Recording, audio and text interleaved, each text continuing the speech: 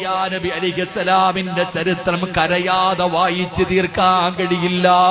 അല്ലാഹുവേ, യഹ്യാ നബിയെ കാണുന്നില്ല, യഹ്യാ എന്ന് പറയുന്ന ചെറിയ കുട്ടിയെ കാണുന്നില്ല.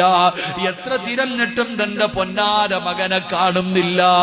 പടച്ചവനെ, സക്കരിയാ നബി ബൈത്തുൽ മുഖദ്ദസിന്റെ മുമ്പിൽ ചെന്നിട്ട് റബ്ബിനോട് ദുആ ചെയ്യുന്നു.